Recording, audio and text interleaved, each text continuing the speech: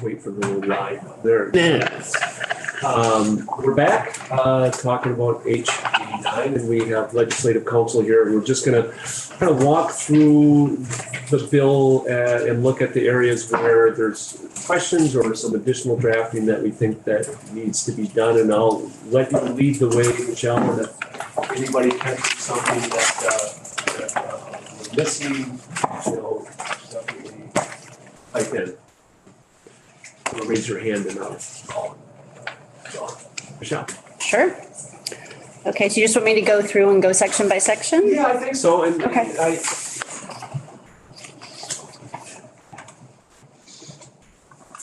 So I mean, I'll sure. If you pass by things that I kind of have been questions, I'll please do. Yeah. So for the record, Michelle Childs, Office of Legislative Counsel. So we're starting on page 4 in section 1 with the definition section. I don't know whether or not, I don't recall whether or not there was any concerns raised other than the issue that Ella brought up about whether or not, and I'm still trying to get my head around the concern there. So if you can talk to Ella further to it. I think she might be satisfied after some of the testimony. And listen to that, I think, okay, but we can have a side conversation on that later. Yeah. Okay. And I mean, there have been issues raised as far as regardless of the patient's location. Right. I don't know, my kind of question that I floated that I was hoping you would weigh in on while we're here. I mean, is that in part there for choice of law as far as if there's a case that somebody tries to bring here, we're going to apply our law if there was any connection to our state?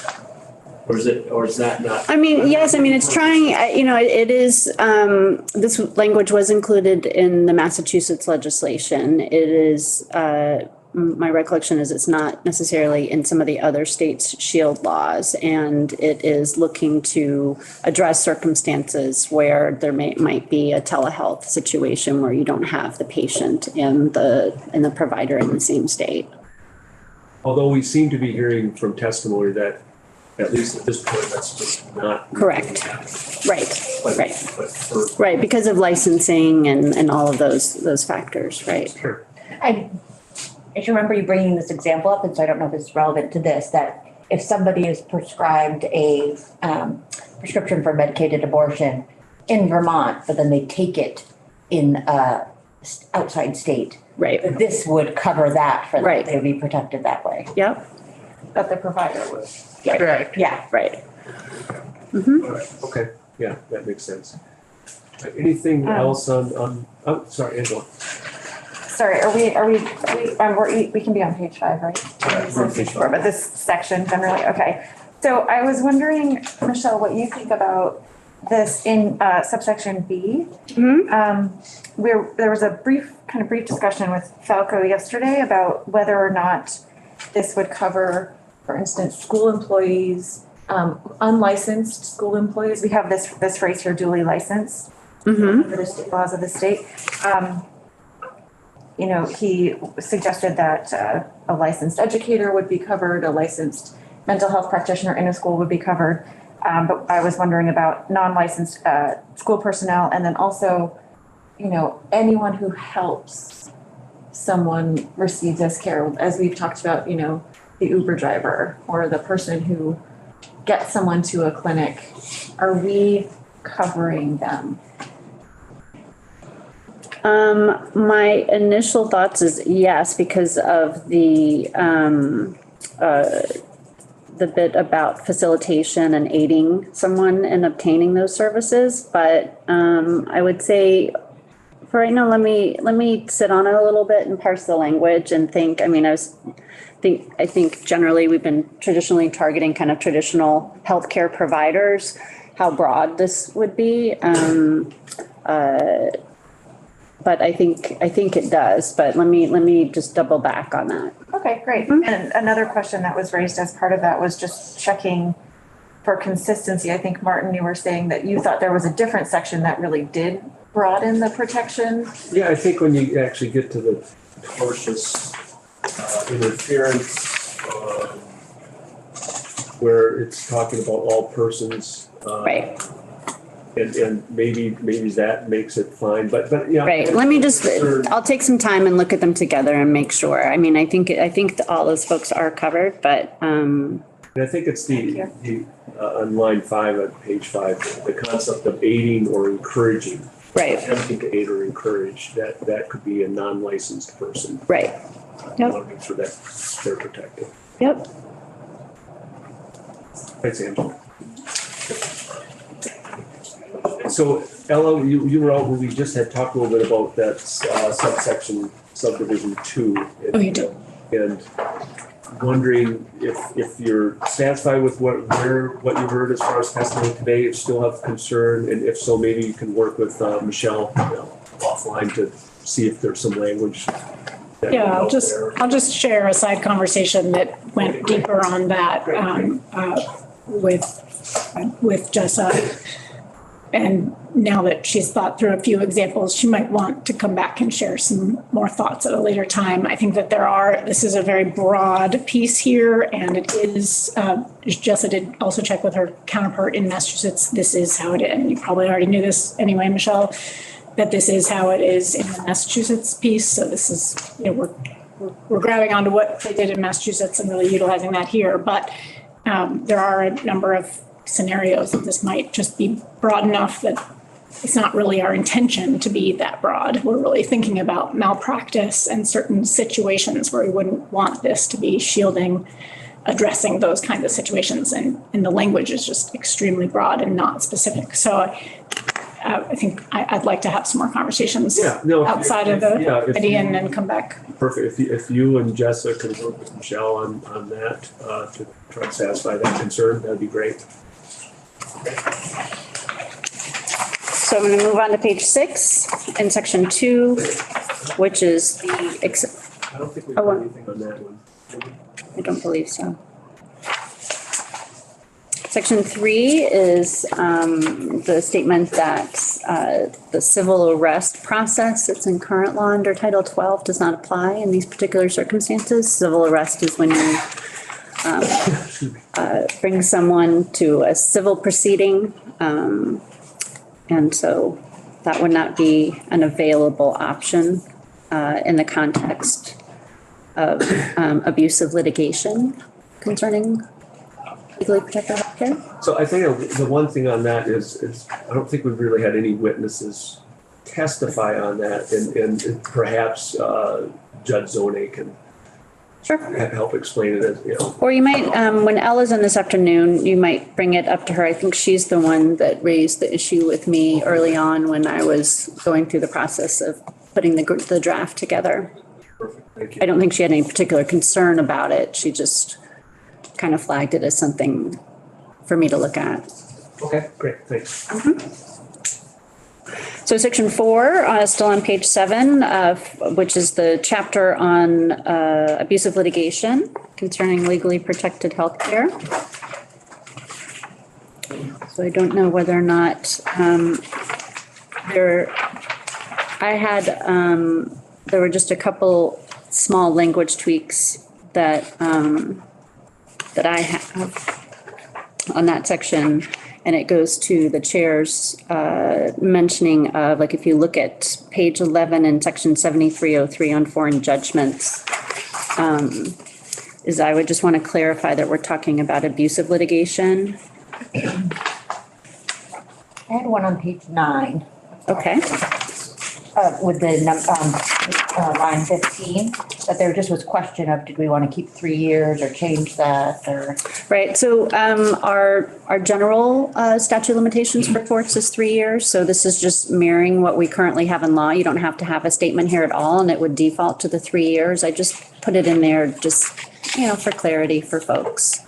So I guess along those lines, though, should we define when it accrues? Right, and that's, I think, just a policy decision for you about whether or not you start to toll the 3 years at the time of the filing of the litigation in the other state, or do you want to make it upon final judgment in the other state? I think was the issue. Or should it be upon notice that the lawsuit's there, because the thing is, it could be filed and the individual doesn't learn about it until there's a subpoena or. Sure, I think you can pick anywhere along that timeline. I mean, I think the issue is one in which, I was trying to think about how that would play out, and because we don't have any experience with it yet, we don't really know. But, one thing that I was thinking about, if you did it if you waited until, let's say, there's a final judgment.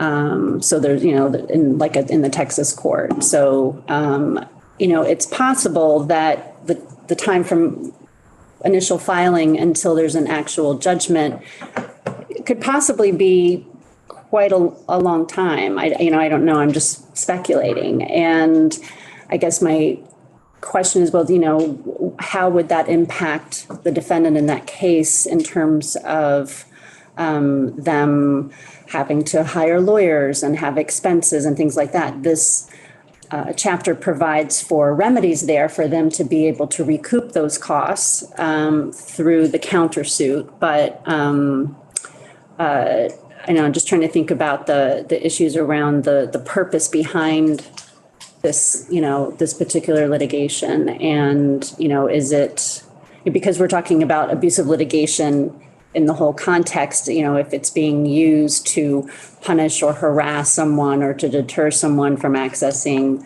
legally protected health care, if you wait until the whole process plays out and it's lengthy and there's a lot of litigation and things like that, could it kind of be a little while? But I think it's straight up a policy issue for you about at what point do you want to start to toll that 3 years? And Ellen. So my understanding is that it has to be within 3 years after whatever we choose as the action.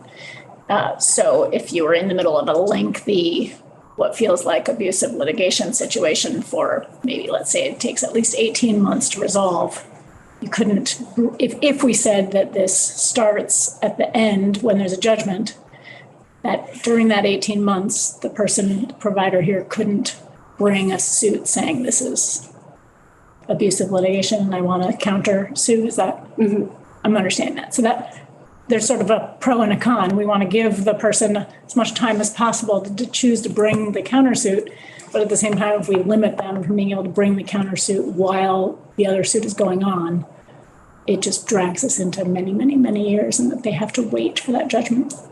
Right, so you wouldn't It's like a pro and a con there. Wouldn't be able to bring the lawsuit, the tortious interference lawsuit, until it accrues, right? Yes. Right. So, yeah, I see that. So leave it to the courts to decide? I mean, wouldn't they, if we want to let somebody bring a lawsuit against somebody who's just attempting to engage in abusive litigation, that's one thing. I would assume that as far as accrual, as far as challenging a final judgment, it will accrue when the final judgment is issued. Yeah, so, because that's kind of like a separate lawsuit, or no? I mean, you could bring a lawsuit because they're just engaging in it and they're filing motions and causing you a headache. But subsequently, you could also bring a lawsuit if against the final judgment. Am I making sense on that? Yes, and I think probably what I need to do is just go and look at tort law and just generally how the courts determine when a case accrues. And then if you to kind of clarify that, I can do it. And I can also check in with Eric because he's the one who typically handles all of our civil litigation stuff. I just think it generally would be situational. And if we find something that may cause more problems than just leaving it general like this. I guess that's the question. And a good one. I can, so I can note it, and then I can spend a little time digging into that a little more and see how we typically do it. It may be kind of like there's already kind of a set standard in the way that we address that with all the other torts, and I can find that out. And maybe just where this conversation started yesterday, maybe what we particularly don't want to have happen and might result in some kind of clarification here is that we don't want the 3 years to start to accrue at the time of the healthcare provision. Right. That was our, sort of started this. Yeah. And I think it's pretty clear it doesn't until there's actually a lawsuit started. Okay. I Right. think that part we're pretty clear on with the language. Correct. All right, great. So I want to stick on the same provision, actually. There's an issue that was raised that actually from Bob Paolini. He hasn't testified yet, and maybe he will, maybe he won't. A concern about on line 9, as far as having such the tortious interference be against the prosecutor, attorney, or law firm. I haven't heard exactly what the concerns are. I suppose it could be if we'll pick on Texas a little more. Let's Ken wants me to change to Tennessee. I'll go to Tennessee instead. So Tennessee. I like Tennessee. Give me a state that you want me to pick on. Don't say New Jersey, okay? We're really gonna- Changing it, just keep changing I'm it. gonna go with Tennessee. My sister lives in Nashville, so I just keep going back to Texas just because they have that civil provision. So it's, no offense to Texas. well, let me go Love back Austin. to Texas. So Texas firm gets a Vermont firm to just allow them to appear in court. What's that called again? It's been a long time where an out-of-state firm is allowed to come into our state. Right. I know. Yes, I know what you're talking about, but I don't know. Right. I should remember, but any event. So when an out-of-state firm or somebody who's not licensed in Vermont wants to bring a case in Vermont, they will work with a Vermont firm to. It's not Pro Hoc VG. No, that's different. Keep it going. Yeah, I think that is. Yeah, it is. Every once in a while, if I get a chance to use Latin, I want to use. Right. Do it up. So, because So anyway. they're not licensed in Vermont, so you work with local counsel. Counsel, Right. and is that local counsel now potentially liable for the tortious interference? Maybe we want that, but we should be clear about that. And maybe this is something we need to hear from Bob Paolini, representing the bar. I think I would want to get more information Yes. from Bob to understand the nuances of it. See Sure, what I'm his happy to- concern is yeah. and decide whether he needs to come in to testify. So- Sure.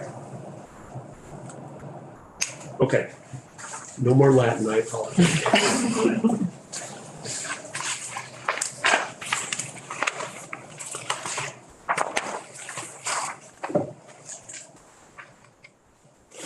Anything for anyone on page 10?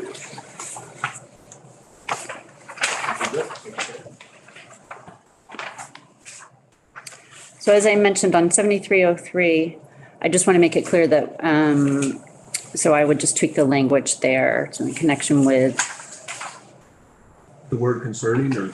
yeah, but I would just include there that it's abusive litigation. So it has to meet the definition under this chapter already. So what are you thinking of for concerning? I'm just curious. Oh, I don't, with any abusive litigation. I don't know, I have to tweak it a little bit, but I think I understood your concern there is that it might be a little too broad in capturing some of the stuff. So I'll just have to play around with the language a little bit. Okay, all right.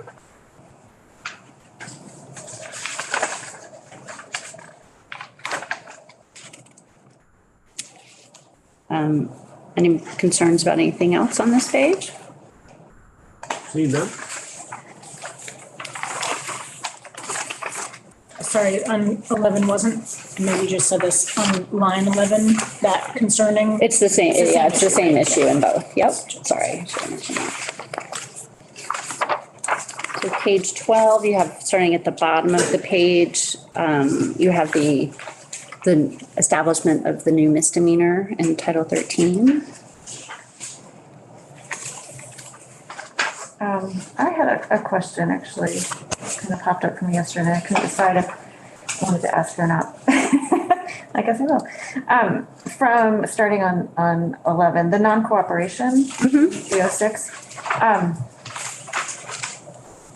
What, so, saying, no public agency employee appointee shall cooperate. What are the consequences if they do?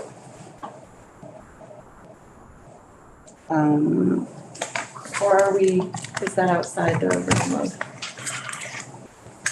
I don't, That's a good question. No. We ask and tell agencies to do things all the time. right. And expect them to follow the law. And whether they don't. Sometimes, yeah, I mean, sometimes it's difficult. You can't impose consequences.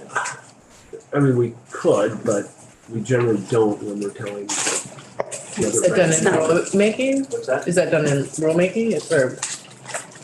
I mean, when the administration lays out how they're gonna implement the law?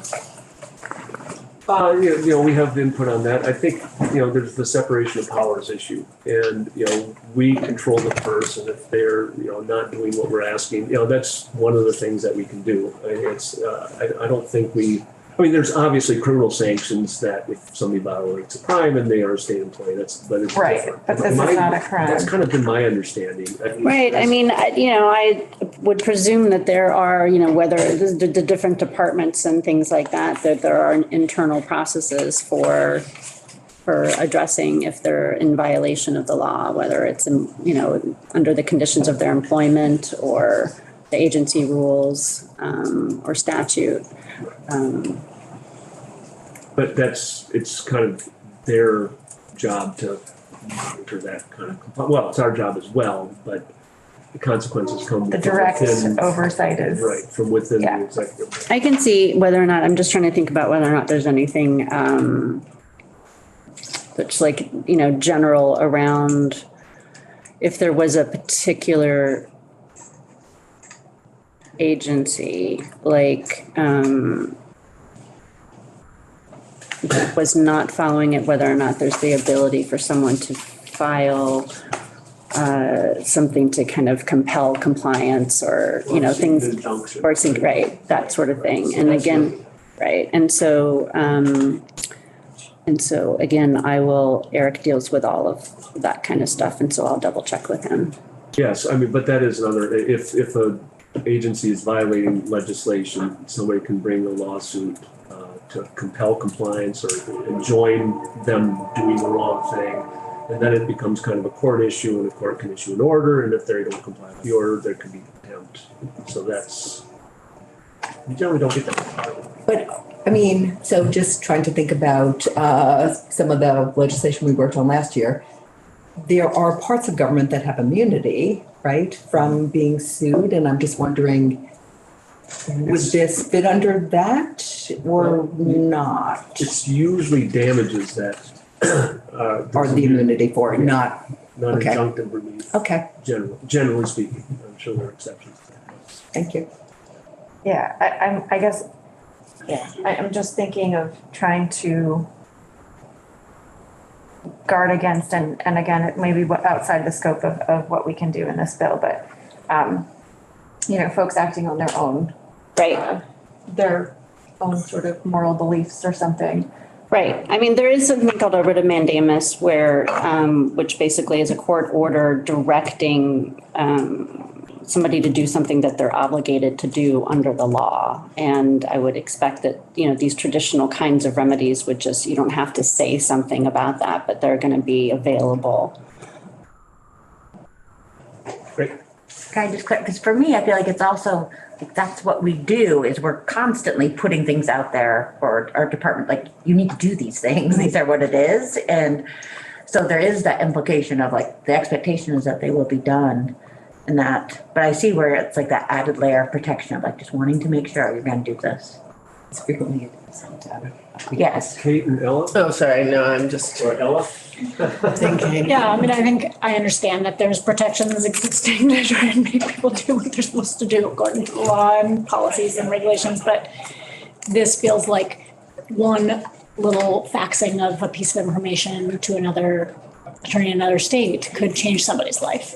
And so I guess I just wonder, are there different gradations of different kinds of consequences that we do for laws that have that level? So yeah, I'm glad you brought it up, and I'm glad. I mean, you do have things, and I hadn't really thought about this stuff. I mean, you do have provisions in law, like where, around like criminal records are confidential except under certain circumstances. It depends on the record, things like that. So you have in that particular area provided for penalties if someone discloses records to which they're not authorized to disclose, things like that. But I haven't really seen it around like non-cooperation statutes.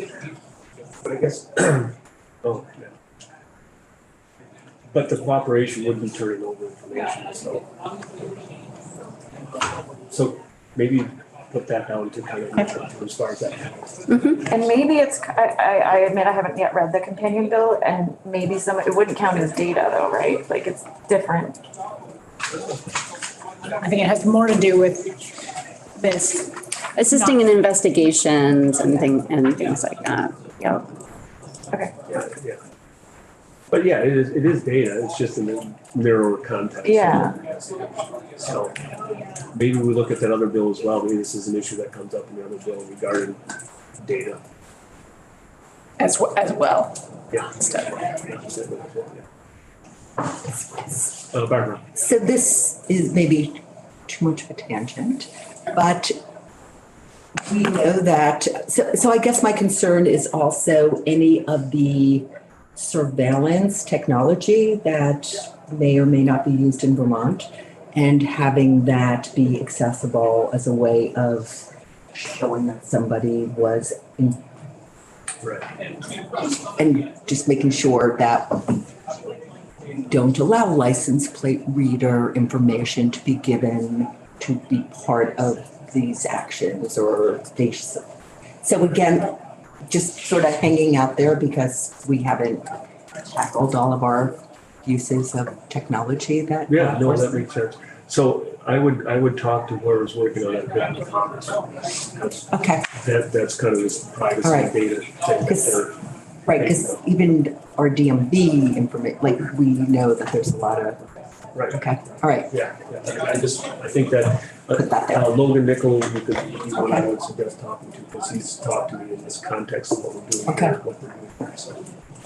I know this isn't like technically committee discussion, but it's like got the vibe of committee discussion a little bit. So in the spirit of committee discussion, and in the spirit of the fact that I'm not going to be here for a lot longer in the discussion of this bill, I just feel like I want to say I appreciate the questions around holding the executive branch accountable.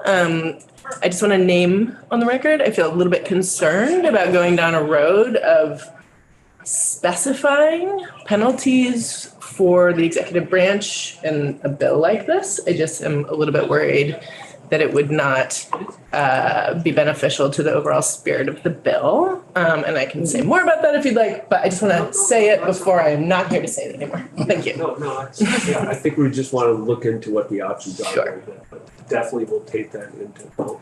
Appreciate it. We'll schedule you to testify next week. Oh, love him. Thank you. Okay. Thanks. So did anybody have any issues or concerns with regard to the misdemeanor? Yes, but Yeah? we'll hear from folks next week.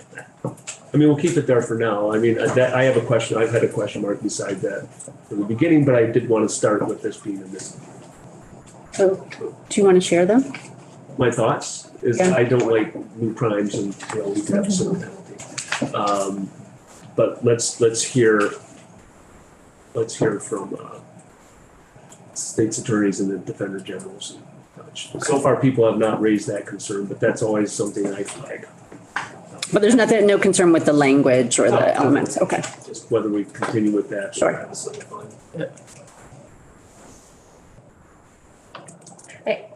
That makes me curious, because my what this is creating, so it's creating a new misdemeanor, but that specifically for that, but that it could also be done with current misdemeanors that we have. Like, so I'm getting confused again. So, Because I see it as just highlighting this area.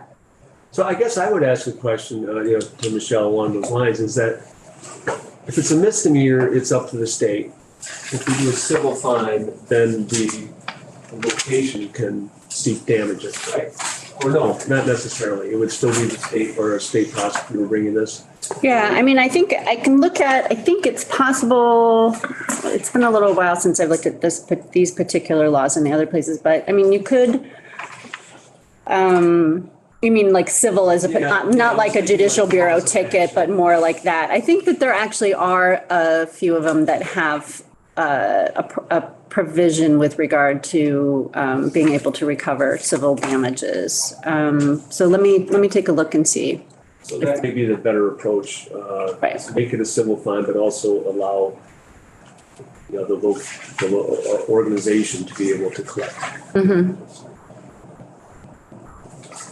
I'm sorry, can you just review what you just said about the differences between misdemeanor and civil?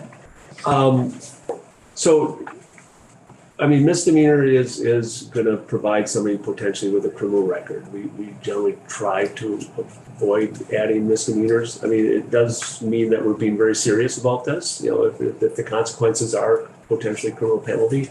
If it's a civil fine, it's still a consequence, but it doesn't lead to somebody having a criminal record. And I'm extending the conversation to see if there's a way that the location, the healthcare provider, can actually collect damages for somebody obstructing. But, if it's damages, is it actual damages, or do we say can collect $10,000? Right. I mean, there's a whole host of issues there, and then it requires the provider to initiate a civil case, et cetera. I mean, you also have, yes, I don't need to tell you guys this because you work on it all the time, but, there's a lot of off-ramps that you can take with regard to a criminal provision in terms of requiring that, the person be afforded diversion, or it be a deferred sentence, or, there's a lot of things there that are kind of like, that you can offer as an alternative to just a straight up. I mean, those would still exist anyway, but you might say, because we used to have, and we may still have it in the cannabis law, I can't remember, but for years before there were, as there were, the legislature was kind of creeping towards decriminalization for smaller amounts of cannabis. There were provisions in the statute that said for possession of the lower amounts, somebody shall be offered diversion, so you don't have kind of different applications in different parts of the state depending on the state's attorney. So if you did decide to keep it criminal, but there's other ways that you could do that so that the person is either participating in restorative justice or, going through diversion or has a deferred or those types of things. Okay. And I think They don't have a record. just to say that in the conversations I've had with providers, I think, and I don't mean to speak on behalf of them, maybe it would be having them speak on this issue as well, but that for folks who are staffing these spaces, the primary concern is if I call the police, can they immediately respond to this issue that's right in front of us? So I think functionally, whatever ultimately is decided on, it would, I think, but my hope would be able to respond to that issue. Whatever the ultimate sort of consequence of that behavior is separate, but what is the responsiveness in the moment? So it could also be a fine only misdemeanor as well, which that will perhaps make it easier for folks to call the police and at least not face the potential for incarceration. Subsection F. Unlawful mischief, subsection F. What's that? Person who suffers damages as a result of a violation of this section may recover those damages together with reasonable attorney fees in a civil action under this section. I mean, that may be part of it. Thank you. But yeah, appreciate what you're saying as well, Kate. Thank you. And there are, and I think folks have testified to this, and we've already talked about it. There are other statutes that, depending on the type of conduct, might fit into that context. So certainly, like the provision around, destruction of property and things like that. And so it doesn't necessarily have to be charged in this. In working with the sponsors, the concern is that providers felt as though they weren't adequately protected by the existing law in terms of the scope. Yeah. So we have witnesses to specifically talk about this on Tuesday, so we can take it up after we hear a little bit more. Thank you.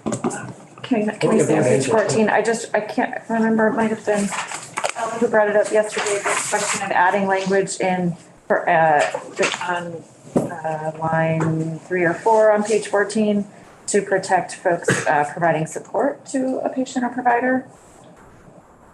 Right. So you want to include like volunteers? We talked about adding facilitating after obtaining on line 4. Okay, great, thank you. Right. Yeah, great.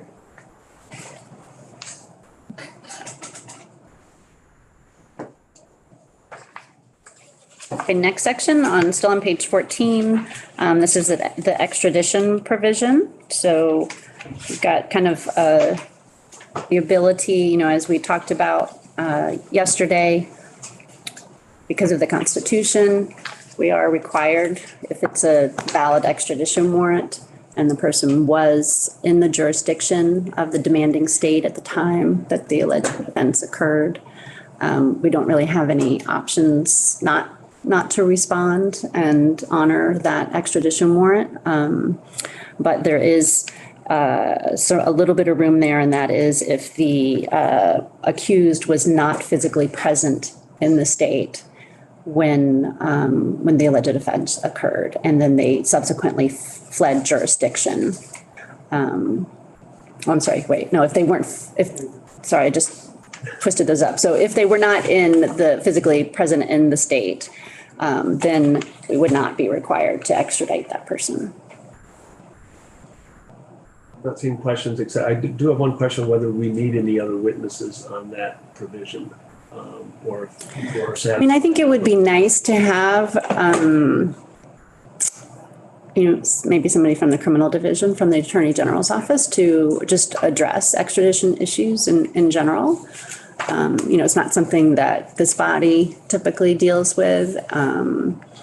And so couldn't hurt. I mean, I don't have any concerns around constitutionality of this particular provision. It's more about whether or not you wanted to understand more about extradition and how it operates. Yeah. Close that record. I'd be curious to know if alleges in writing is the standard, requirement. All you have to do is put it in writing. Where are you? Line 18, unless the executive authority of the demanding state alleges in writing that the accused was. Yes, that's right. Yes, they have to, there's a whole process Okay. for how the demanding state files with the other state, and can't just be a phone call. Right. And is there some evidence to back up there? I don't know if any state would go to the trouble of just putting it in writing to then entangle a provider.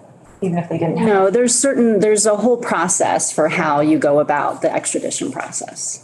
Yeah, and they would have to follow that. Okay. Yep, there's also, we're part of a compact with the other states around extradition.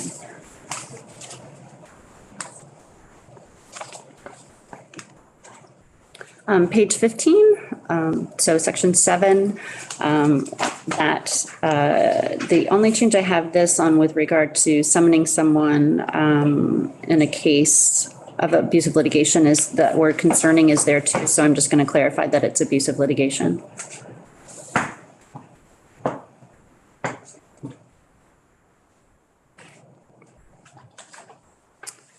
In the next section, I don't know if there was anything that y'all heard from other witnesses. I know you're hearing from Secretary of State's office this afternoon, and Lauren can talk to you about the program, and then also she can address like I said, there were a few little small tweaks that they had asked for here, just cleaning up the statutes. I think something that I am going to change in this section, just for clarity, is just going to and using the term legally protected health care. I still want to get in somewhere, so I'm just going to figure out how I rearrange it a little bit. I still want to bring in some clarity around that the legally protected healthcare is the gender affirming care and the reproductive care. But I want to use the term legally protected healthcare mostly through that instead of using the two separate terms, because as you know, with the definition of legally protected healthcare, you have some added benefits there around where the provider was located. So I think the final thing is that you may have heard that we talked a little bit about requiring some entity, presumably OPR or the Board of Medical Practice. Is that something that we should reach out to first, to OPR or Board of Medical Practice? Yeah, I think, Have somebody that you'd reach out to draft some language like that, or should we talk? Well, I think you're going to have Lauren here. So, and before she was deputy secretary, she ran OPR. So I think she's I a think we have the right person. perfect witness there. And then I would leave it, up to, others who are working on to say, oh, we think we can tackle that, or we don't, or here's some, that kind of a thing, and what and then I can work with Jessa on, in terms of what it is that they're really kind of looking for. I mean, I think it's obviously a little tricky in terms of, a state agency giving, legal advice to the public. And so I think you're might have to look at some kind of public-private partnership and making sure how that information and enough adequate information gets out to folks. So, Perhaps the Vermont Medical Society will help us with that. right. And that's I will say that typically, that is, my experience has been that when there have been circumstances like that, is that you do designate it to a private entity that is working in that area. I mean, we have done things in the past around public education. I mean, I think, I'm trying to remember when we did the adoption bill, didn't we do something in there around that? But I mean, it's different. Explaining the law and kind of generally what the law does is, I think, a little different in this particular circumstance, because I can do, I'll do an act summary, right? But people are still going to have 1,000 questions. And so I think what you're really trying to get for providers is, kind of more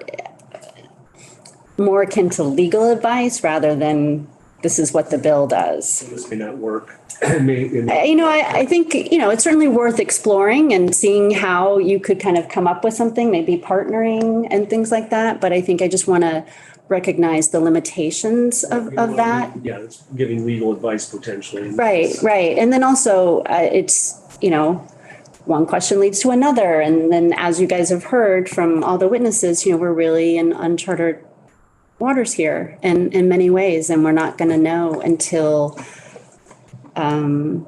folks start trying to apply laws from those other states extraterritorially. And then we're trying to, because what you have here in this package is really just about protecting Vermonters and Vermont law against potential overreach by other states. It's not like we're trying, we're not initiating it necessarily. And so it's going to be responsive.